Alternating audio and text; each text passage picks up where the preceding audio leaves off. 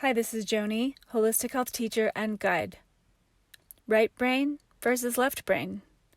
Which one do you lean into most? I also happen to be a yoga teacher, and as yogis, what most people don't know is that somewhere along the way, some of us become full-on brain nerds. I became completely and totally obsessed with this for a while, especially today's topic of the left brain and the right brain, and how they have different duties, if you will, and how they work in conjunction with the body, commonly known as the mind-body connection. My intention here is to bring you digestible snippets of holistic habits to improve your health and well-being. We need your clear mind, healthy body, open heart, and bright eyes, now more than ever. For anyone unaware, the right side of the brain is connected to the left side of the body, and the left side of the brain is connected to the right side of the body. I often feel like I'm preaching about listening to our bodies, but the body doesn't lie. It will give you many hints about what's going on with you, or sometimes scream at you endlessly until you listen. If you're experiencing pain or any somewhat intense sensation in the left side of your body, that's a connection to your right brain. The right brain houses creativity, intuition, emotions, lateral thinking, bigger and broader vision, and oneness. You might be able to stare out of a window dreaming for like hours, which is no doubt the right brain at play. It's fluid, relaxed, and in flow. It references the nonlinear. So if the left side of your body is screaming at you, it could mean that you're not tapping into your creativity enough. You're not listening to your gut or tapping into your intuition, and or something in you is dying to be created, fulfilled, birthed. You may be stuck doing things you have to do or feel you have to do versus genuinely owning up to your deepest desires, and while I know it can be a beast, finding a way to fertilize and grow them into reality. Likewise, if your aches, pains, and other sensations are on the right side of your body, the left brain could need some attention. The left brain is very logical, analytical, linear. It likes rules, control, order, and labels. I'm a doctor. I'm a lawyer. I'm important. It's where many of us spend our work days, working in spreadsheets, budgets, calendaring, planning. It can tend to be more rigid and all about what's black and white, never mind the gray area. So if the right side of your body is talking to you through those aches and pains, it may be a call to attention, to get with it, to create some structure, to put attention on those types of things you've been ignoring, to calendar it, to take action. With all of that, those of us who lean too much into our right brain may be very talented artists, for example. But avoiding the business side of things, ignoring or avoiding what we don't like or what we feel like we're doing at the time or feel we're not good at could be up for us. Those of us who lean too much into our left brain may rely on, depend on, and become resolute about rules, regulations, timeframes, and one way of doing things versus being more open and receptive to easing up, going with the flow, and allowing for the magic to happen.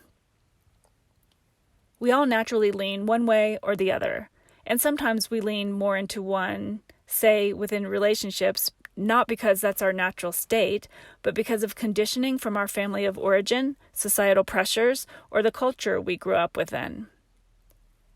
My personal example is while I lean toward the right brain, and I'm definitively nonlinear, my left side of my body is where all of the aches, pains, injuries, and breaks have occurred. Literally every single one. We do live in a left brain dominant world that very much supports and commands structure, laws, labels, titles, one way or the highway, rules and regulations, right and wrong, black and white. This can be challenging for the right brainers as we literally tend to move through the world in a totally different manner. So sometimes we have to stuff ourselves into certain boxes that just never really quite fit and never become very comfortable. And we may have to do so to simply make a living in this world. This, of course, depends on many variables, including how much physical, emotional, and financial support we may have had from our family of origin or some other source, which could be anything from an amazing human outside of our families to a divorce settlement to sheer luck. I've mostly resolved the left body issues, but they do rear their heads during times of stress. If this happens to you, this is a big red flag flying, so listen up. There may be a need to express or a need to be expressed, and this left brain-dominated world isn't always receptive. So we stuff ourselves into these different suits or costumes and wear our masks and make ourselves small or keep quiet so as not to rock the boat or whatever we might need to do just to command our salaries or to please our families or whatever it may be without fully ever truly following our North Star.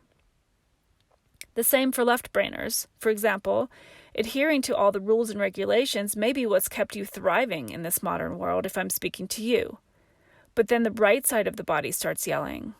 One person may realize that the classic American dream isn't actually fulfilling them in the least.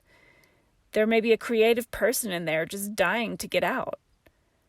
When my body was screaming at me the loudest and I was in the most pain, it was during the most stressful time of my life and I was doing work that I had to do at the time versus what was fulfilling.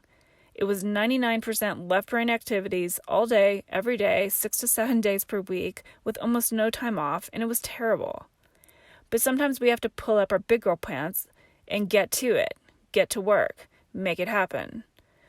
But as soon as I walked away and changed my career, I saw a huge shift. So one of my credos that I'm just going to keep banging on about over and over is to listen to your body. The body knows. The mind is amazing, but it really can lead us down the wrong path if we let it.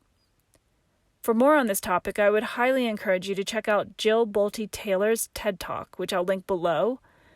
She's a neuroscientist and got a research opportunity few brain scientists could only wish for. She had a massive stroke and literally watched as her brain functions, motion, speech, and self-awareness shut down one by one.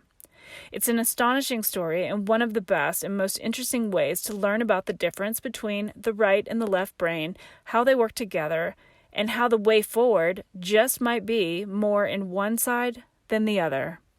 I'll leave that carrot for you to check out the video. Please do like, subscribe, and share if this video resonates with you. It simply helps more people to be well. Thanks for being here. Listen to your body. It will never steer you wrong.